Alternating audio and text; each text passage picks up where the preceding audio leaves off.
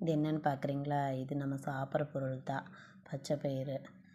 இது மானாவாரியாக வர்றது, நீர் பாசனம் கிடையாது. மழை பெஞ்சால் மட்டும் செடி காய் பிடிச்சி அதுக்கப்புறம் நம்ம பயிர் எடுக்கணும்.